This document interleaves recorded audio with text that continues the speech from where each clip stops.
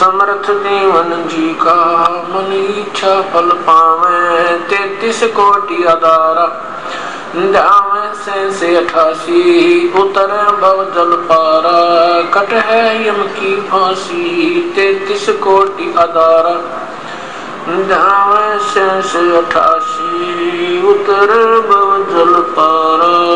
Cut है यम की फांसी।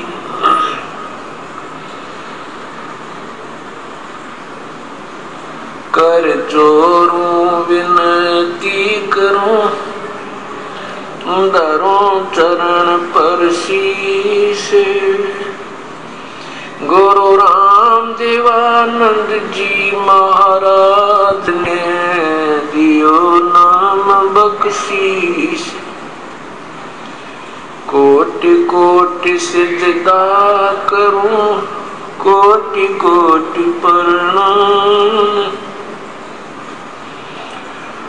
चरण कमल में राखियो मैं बंदी जाम गुलाम कुत्ता तेरे दरबार का मोतिया मेरा नाम गले प्रेम की जेवड़ी जा खेचो जाऊं मैं तो करो तो बावलू दूर दूर करो तो जाऊं जो राखो तो ही रहूं जो देवो सुख अवगुण किए तो बहुत किए करत न मानी हार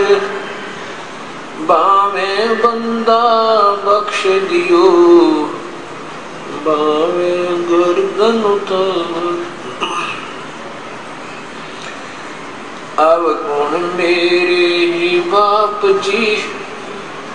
बख्शो गरीब नवाजी जो मैं पूत कपूत हूँ बहुर पिता को लाज मैं अपराधी जन्म का नक्शक बड़े विकारी तुम दाता दुख भंजना मेरी करो सबर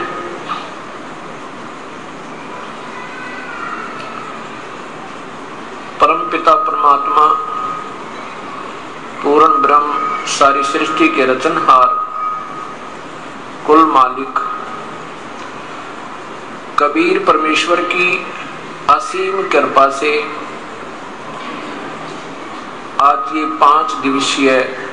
विशाल सत्संग प्रारंभ हो रहा है।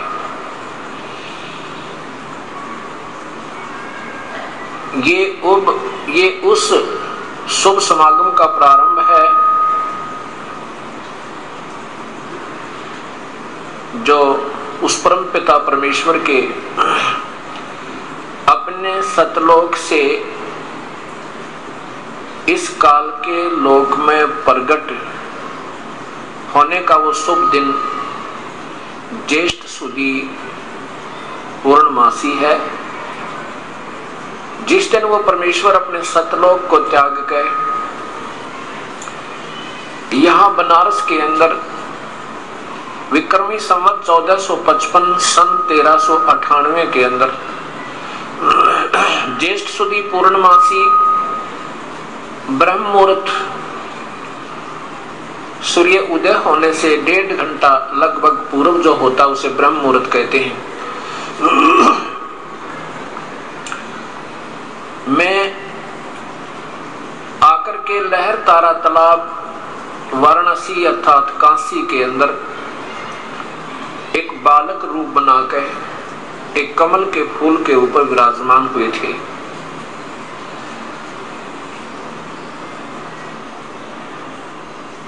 उस परमेश्वर का यहाँ आगमन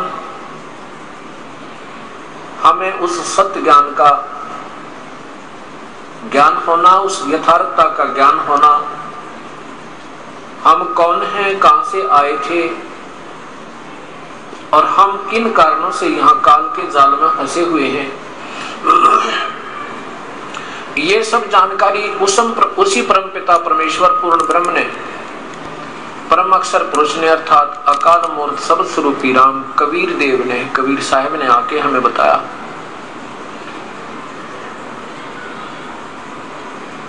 उसके उपलक्ष्य में ये 5 दिवसीय विशाल सत्संग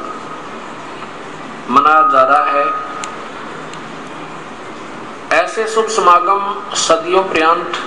प्रारंभ हुआ करते हैं। वैसे तो संतों की कमी नहीं, सत्संगों का अभाव नहीं,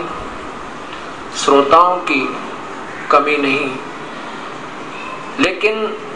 जैसा हमारे पवित्र शास्त्रों में पूर्व प्रमाण था